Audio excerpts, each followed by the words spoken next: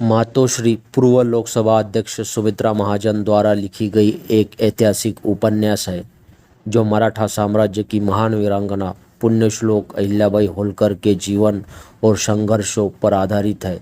इस किताब में अहिल्याबाई होलकर के जीवन के विभिन्न पहलुओं, उनके शासन, नारी शक्ति और सामाजिक न्याय के प्रति उनके समर्पण का वर्णन किया गया है।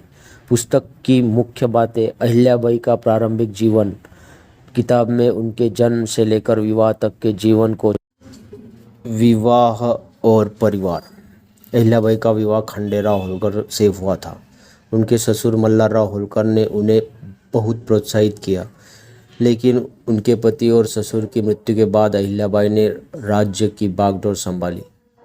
राजनीतिक नेतृत्व। अहिल्याबाई ने अपने कुशल नेतृत्व से मालवा क्षेत्र को समृद्ध किया। उन्होंने न केवल एक अच्छे प्रशासक के रूप में कार्य किया, बल्कि उन्होंने अपने राज्य में किसानों की हालात सुधारने, व्यापार को बढ़ावा देने, जनता के कल्याण के लिए कई योजनाएं शुरू की। धार्मिक और सांस्कृतिक कार्य।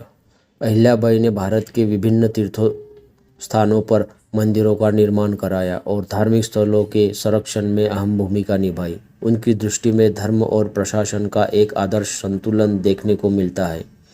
नारी सशक्तिकरण। अहिल्याबाई की संघर्षपूर्ण यात्रा विशेष रूप में एक महिला के रूप में भारतीय समाज में नारी सशक्तिकरण का एक प्रेरणादायक उदाहरण है। उन्होंने न केवल अपने राज्य को समृद्ध किया, बल्कि भारतीय समाज में महिलाओं की स्थिति को सशक्त बनाने का काम भी किया।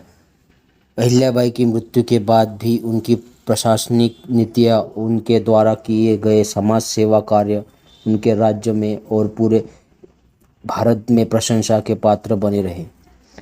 सुमित्रा महाजन की यह पुस्तक केवल ऐतिहासिक घटनाओं का वर्णन नहीं करती, बल्कि यह एक महिला के दृढ़ संकल्प, साहस और नेतृत्व क्षमता को दर्शाती है।